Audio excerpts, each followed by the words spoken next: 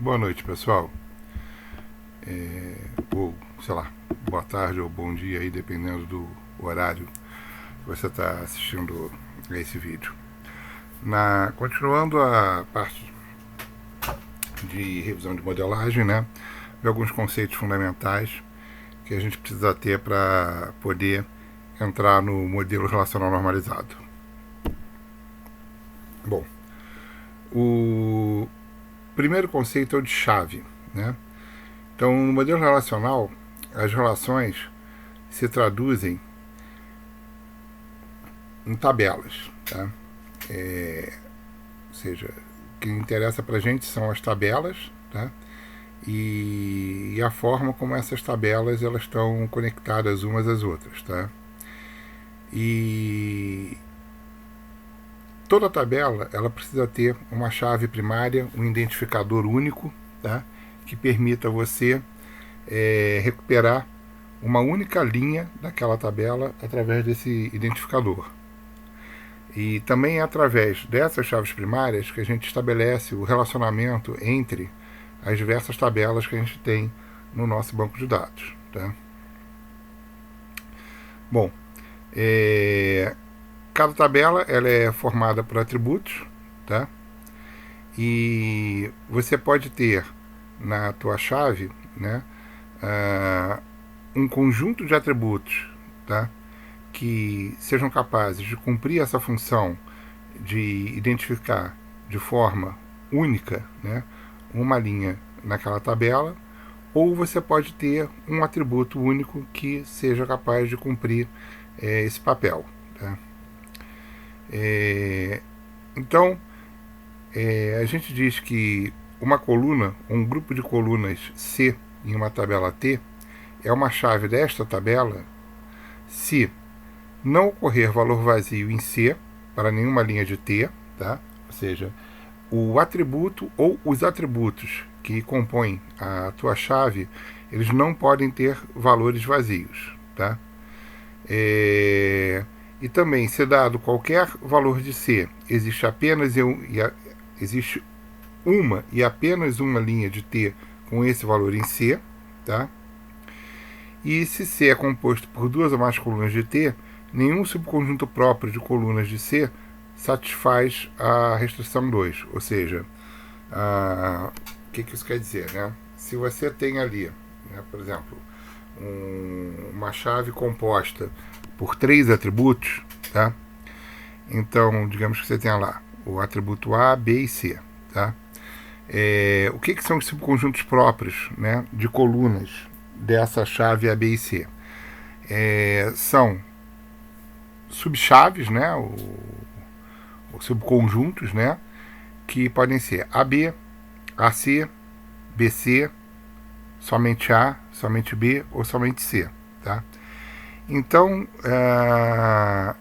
no caso, né, para que A, B, C seja a chave única, tá, nenhuma dessas outras possibilidades, AB, BC, AC, A sozinho, B sozinho, C sozinho, pode por si só ser uma chave, tá?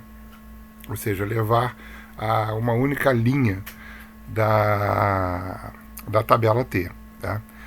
Porque aí, nesse caso, o ABC, ele, no fundo, ele não é uma chave. Tá?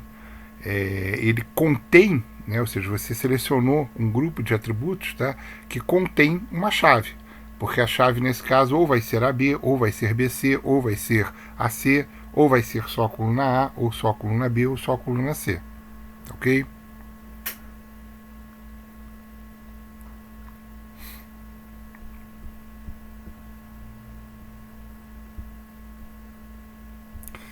Então vamos lá, vamos dar continuidade aqui a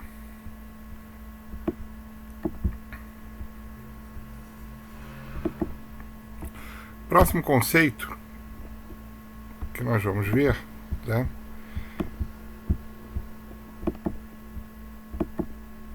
É o conceito de chave candidata. Tá?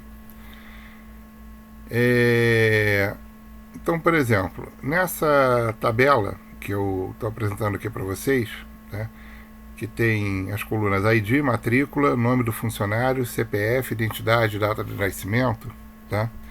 Nós teremos algumas chaves candidatas. No caso, essas que estão com a setinha vermelha, né? Ou seja, a identidade, o CPF, a matrícula e a ID seriam chaves candidatas, tá? Para essa tabela. Tá? De todas essas, né, a que seria mais indicada para um descarte imediato seria justamente a identidade. Né? Por quê? Porque a identidade, né, você pode ter uma identidade que foi emitida pela Secretaria de Segurança, você pode ter uma identidade que foi emitida pelo Exército, você pode ter uma identidade que foi emitida por um conselho regional. Enfim, não há exatamente uma garantia de que esses números de identificação, né, eles sejam únicos, né, porque eles variam em função, eles podem variar em função do órgão emissor, tá? Então, não tem nada que garanta, por exemplo, que dois órgãos emissores diferentes, né, não possam gerar um mesmo número de identidade, tá? Então, por isso que a gente costuma eliminar, né, a identidade de candidato à chave, né, ou chave candidata, tá? E aí sobram 3 candidatos, que são o ID, a matrícula e o CPF. Tá?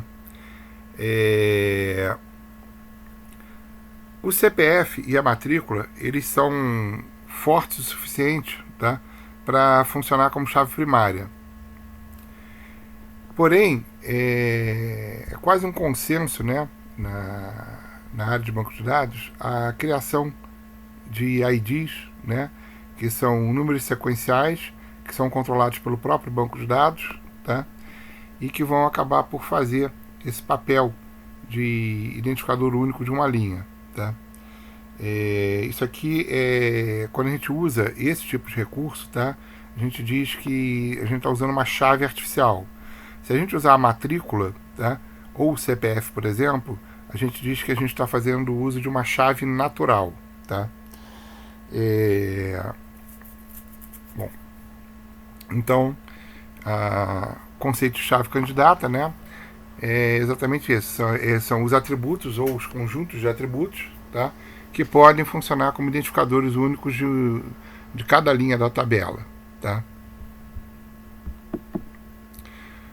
A chave primária, né, por exemplo, vamos lá, essas tabelas aqui, eu tenho uma tabela que tem os colunas, né, matrícula, código de projeto, horas, nome do funcionário, nome do projeto e locais, né? Tem uma outra tabela que tem o F e descrição, né? Então, qual seria a chave primária dessas tabelas? Tá? A chave primária é justamente aquela que, dentre as chaves candidatas, a gente escolheu para servir como a chave de acesso, tá, às linhas daquela tabela. Ok? Então, por exemplo, na tabela UF descrição, né, fica claro que a chave candidata seria o F, né,